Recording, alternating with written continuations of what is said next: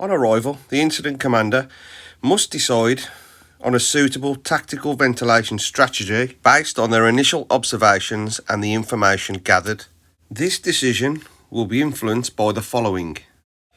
The 360 should be completed with the use of a thermal imaging camera to identify the location of fires, fuel loadings, compartment size and ventilation profile of the building. Many of the buildings that we will respond to will be compartmented in some form.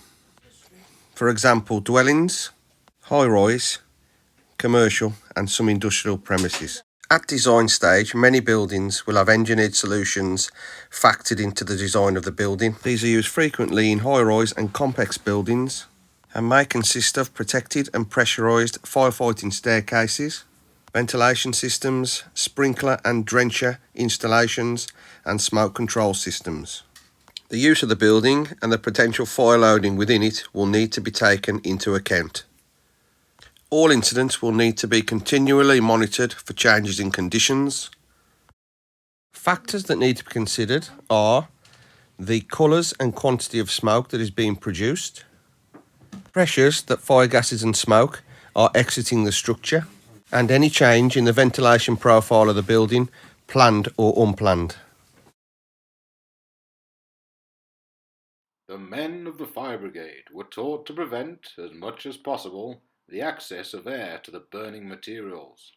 What the open door of the ash pit is to the furnace of a steam boiler, the open street door is to the house fire.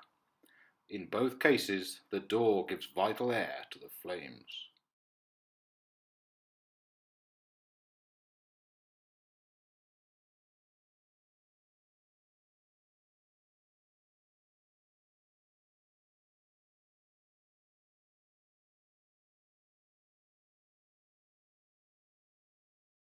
In this short video, you can clearly see the flow of fire gases from the fire compartment to an area of lower pressure.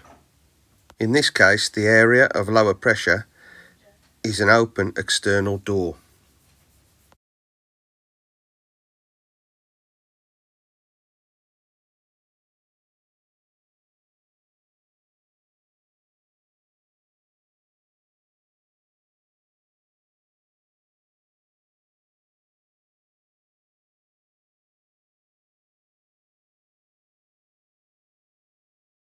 For anti-ventilation purposes, the fire compartment door would be by far the best option, as the effects of tactical ventilation will take place far quicker. However, the same results can be achieved by closing the external door, as can be seen here.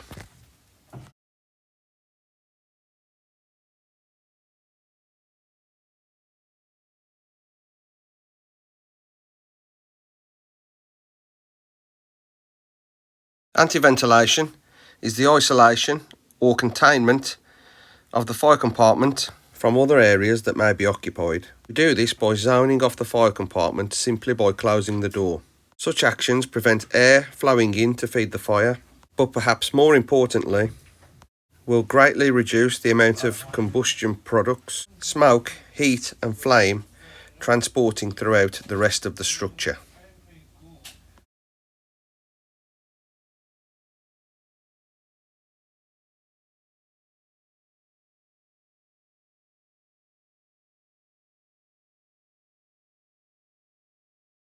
Good practice dictates that the exhaust should be created first and should be as close to the fire as possible, ideally in the affected compartment.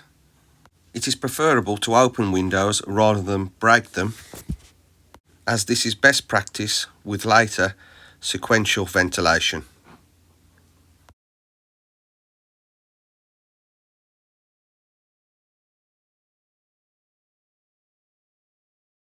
Wind direction and strength is an important consideration which will need to be taken into account, as this will either assist or impose any tactical ventilation plan the officer in charge wishes to implement.